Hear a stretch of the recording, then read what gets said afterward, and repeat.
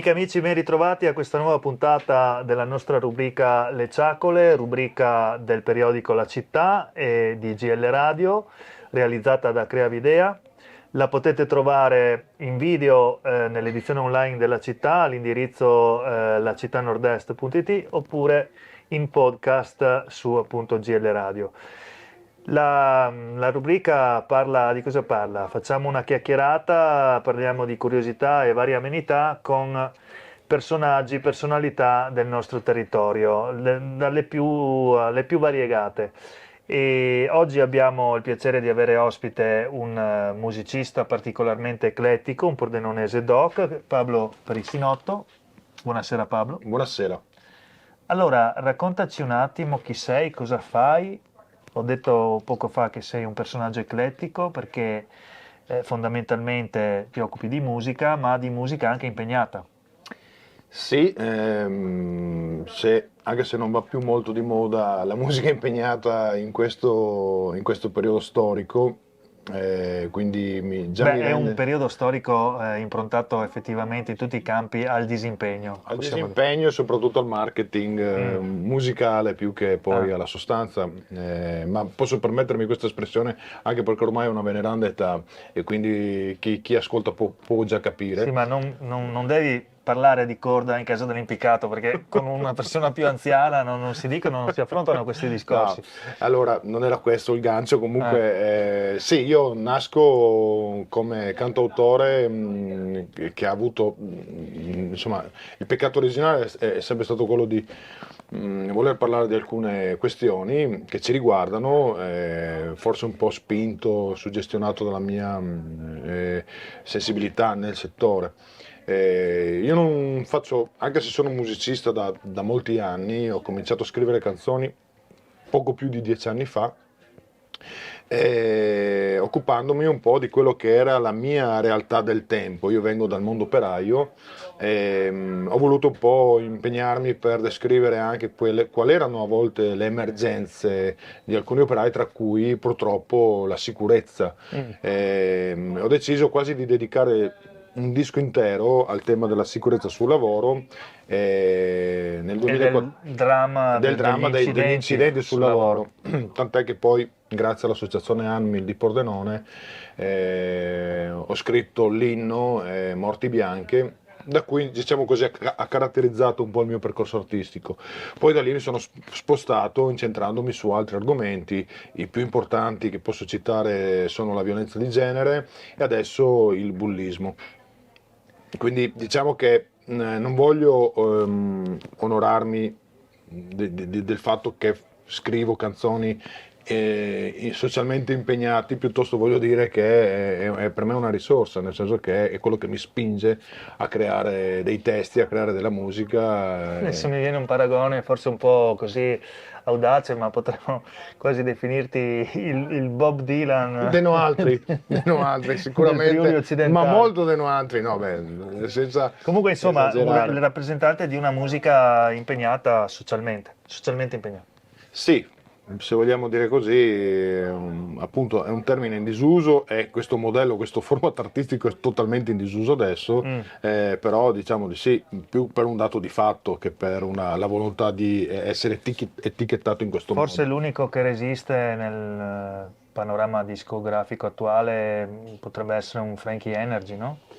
Beh, ce ne Grosso sono modo, diversi, no, ce ne sono diversi, però nati ormai parecchi anni fa. artisticamente una generazione fa, Certo, quindi sì. potrei dire anche Daniele Silvestri, lo Mm. stesso Cristicchi se vogliamo, si è caratterizzato parlando di tematiche importanti, però insomma hanno più più degli anni che ho io, quindi insomma non sono giovani. Il fatto di vedere adesso dei giovani cantautori che parlano e si impegnano su questioni sociali importanti è molto più difficile perché purtroppo c'è la spinta dettata dal marketing Certo, che sicuramente in controtendenza rispetto insomma, al flusso dei trapper, rapper che parlano di cose molto più sì, beh, frivole lì e andiamo borderline. addirittura oltre se parliamo dei trapper, perché lì insomma, manca proprio anche, cioè, manca anche proprio, secondo me, c'è una riduzione anche in termini di investimento sulla questione proprio artistica, al di là della questione di quello che dicono.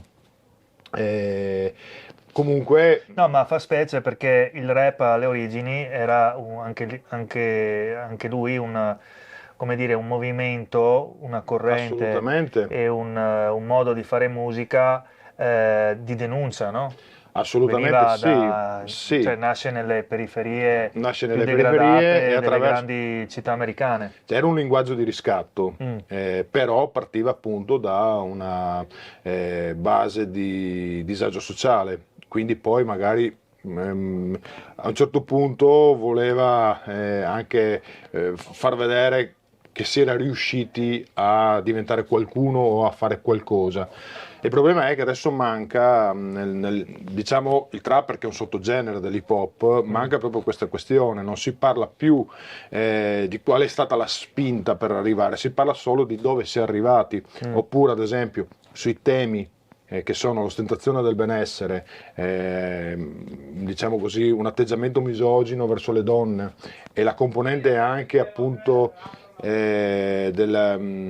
dell'apologia all'uso di droghe, anche una volta tipo i Pittura Fresca o i 99 Posse parlavano di droga ma con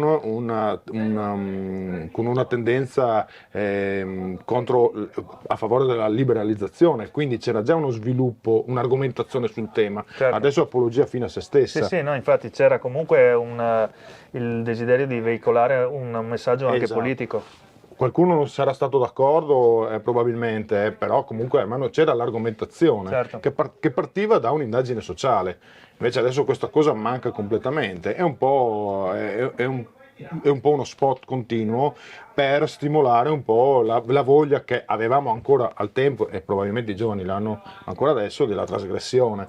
Ma senza una discussione, senza una spiegazione e senza spiegare il motivo per cui nasce questo impulso di trasgredire. Ma secondo te questa evoluzione, questa involuzione è dovuta, cioè è lo specchio probabilmente di un'evoluzione più ampia che riguarda la società Allora, stessa, sì, dove i sì. giovani sono completamente alieni dalla vita sociale, non leggono giornali, non guardano telegiornali, non si informano, non vanno a votare, non partecipano alla Allora, cosa pubblica, al dibattito. non vorrei fare di un'erba un fascio, Mm. nel senso che i giovani, per fortuna, li ho conosciuti nelle scuole, dove tuttora vado regolarmente a parlare di temi importanti, e in realtà devo constatare con soddisfazione che c'è una sensibilità inedita che forse una volta non c'era. Ah. La questione non è Ma e come questo. ti spieghi allora il successo di questi Beh, allora, personaggi? quella è una porzione, Mm, non si può generalizzare, quella è mm, una porzione, nel senso che il mercato discografico è riuscito a suggestionare, ok? mm. Ma è solo una porzione. Però paradossalmente il trapper non dice una cosa che noi adulti, perché noi ci concentriamo sempre sui giovani, ma non dice una cosa che la società adulta in qualche modo non pensa. Il maschilismo in realtà non è una questione che abbiamo superato, abbiamo tuttora un'indole maschilista e lo vediamo nei dati, lo vediamo nei dati. Per dirti, Festival di Sanremo, 76-75 edizioni, sai quante volte hanno presentato una donna? 6 Quante volte. volte ha vinto una No, donna? no, quante volte hanno Come presentato il Festival di presentatrice. Sanremo? Mm, 6 volte su 75. mm. Questo è un dato, oppure potrei dire quanti rettori universitari ci sono? Il 3% donne, cioè quindi è un dato di fatto, c'è il maschilismo ancora, senza parlare di patriarcato, non vorrei arrivare a tanto, ma esiste, come anche la questione del benessere dei soldi, cioè è una società che gira attorno al denaro, è diventato il denaro, è diventato un sinonimo di libertà. Oppure anche sulla questione delle droghe, ma quanti professionisti di successo con la cravatta, la giacca e cravatta usano droghe? Sì, quindi è anche uno specchio di una società reale che purtroppo il dato trasgressivo, il fatto che loro lo dicono, sdoganano questo linguaggio con molta disinvoltura. Mentre noi, il mondo adulto, io lo chiamo così, come dire, reprime attraverso una relazione sociale molto ipocrita rispetto all'argomento. Quella è la vera trasgressione, ma non è che stanno dicendo delle cose che sono assolutamente aliene alla quotidianità, alla vita sociale reale. Ecco, tu hai già all'attivo un bel po' di collaborazioni importanti, ricordiamo per esempio Omar Pedrini, gli Schiantos. Adesso la cosa più imminente è l'uscita di questo singolo o di questo album. No, no, Non è un ricordo. singolo È che ho un fatto, singolo, sì. è un singolo e realizzato insieme a Sir Oliver Scardi, Sì. che è il leader dei leggendari ormai Pittura Fresca. Raccontaci un po' di questa ultima avventura, Allora, che tra l'altro la cosa interessante, beh, inizia tu a raccontare, poi aggiungerò io una allora, cosa che secondo me è la cosa più interessante di tutte. voglio dire il motivo per cui è nata questa Mm. canzone, il peccato originale, diciamo così. Io, esattamente nel novembre del 2023, ero in una pausa dal tour con Enrico Galliano, ricevo una convocazione da una scuola davanti a casa mia per venire a fare il bidello, per andare a fare il bidello, perché io molti anni prima mi ero, diciamo così, candidato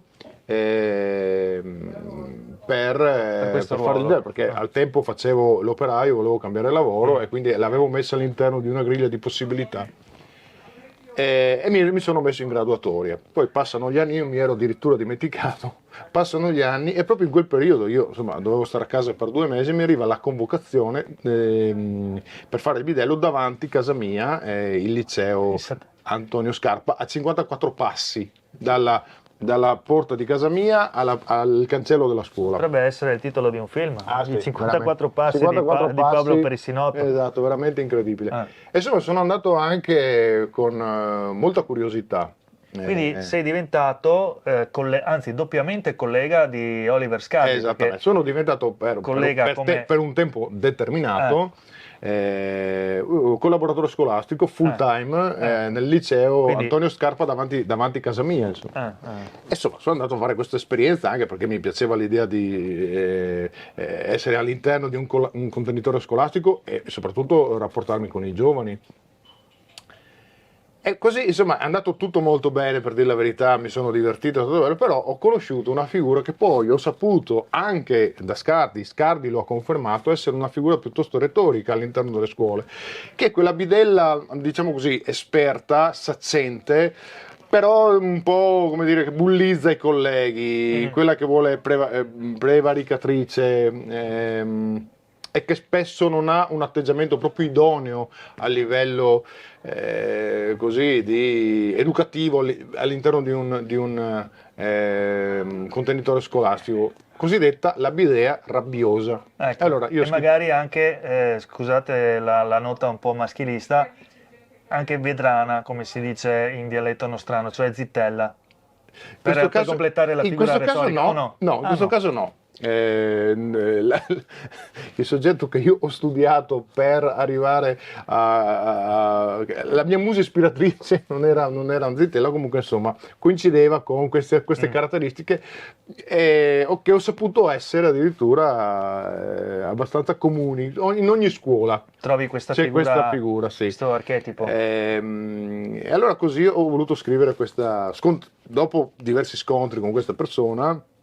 Ah, quindi tutto è nato, cioè appunto la musa ispiratrice è Sì, sì, stata sì, questa sì, sì, bidella. sì, sì. E tu Non dirò mai il nome, però insomma hai sì. scritto questa canzone, poi musicata da Scardi, giusto? No, io ho scritto il testo e Ah, anche la musica. ok. L'ho fatta sentire perché ovviamente, siccome è una canzone che ho scritto in chiave reggae, Mm. cosa abbastanza rara, scrivo poche cose in levare, diciamo così, ho pensato subito, conoscendo Scardi, io ho conosciuto Scardi perché ho organizzato in passato diversi suoi concerti, mai con Pittura Fresca, con tutti i progetti successivi.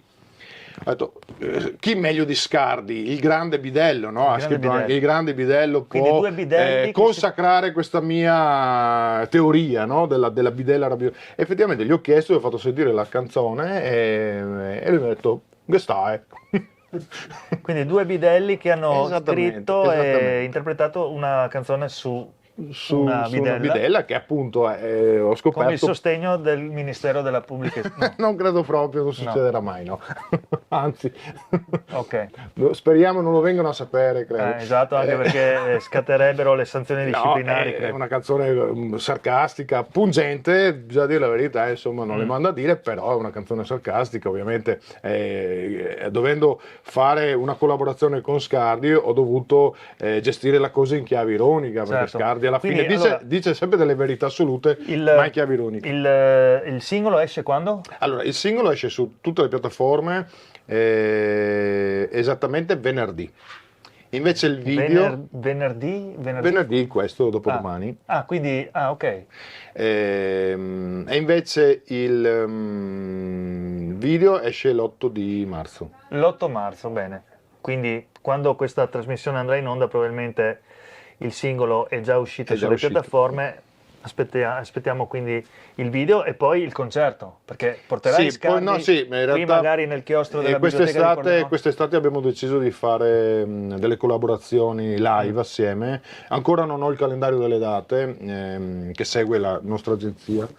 A breve, insomma, appena riuscirò a avere dei dati concreti, pubblicherò anche il calendario. Bene, quindi allora questo è il singolo sulla bidella, ma per completare, se voi doveste fare una scaletta per un concerto, dopo cosa c'è anche? No, niente. La supplente, sexy, non lo so. La dirigente scolastica, Dirigente ce ne scolastica, sono, Cigna, sì, eccetera. certo, sì. No, comunque, insomma, l'idea è quella di fare un concerto insieme a Scardi, no? Sì, spero più di uno, insomma, nel senso che facciamo Uno sicuramente a Pordenone. Friuli, Dipende- adesso non lo dipende so, dalla gente, dai. spero, faccio appello agli organizzatori, insomma, e soprattutto finalmente da cantautore impegnato che ha sempre avuto contenitori un po' seri, non seriosi, spero di tornare nelle sagre come succedeva una volta di suonare col profumo della costa della salsiccia. Bene, chiudo con questa nota perché Pablo Perissinotto è un cantautore. Difatti c'è stata questa commistione, no, in questo progetto tra la lingua veneta, Sì. il veneziano di Scardi e il veneto Meneghel, cioè il pordenonese di Pablo Perissinotto. Sì, diciamo il friulano di confine Sì, questa sul lingua Veneto. ibrida Io sono friul-veneta. sono originario della Stano X, lì si parlava veneto, Certo. col veneziano. Infatti il suo cameo all'interno del brano è in veneziano tipico di Scardi, mentre comunque insomma è un omaggio al Veneto, insomma, nelle varie circostanze. Bene, e ci dicono dalla regia, si fa per dire, che dobbiamo stringere, e quindi vi ringraziamo Grazie a voi. Pablo Grazie a Perissinotto voi. per essere stato con noi e dalle Ciacole anche per questa volta è tutto. Ciao!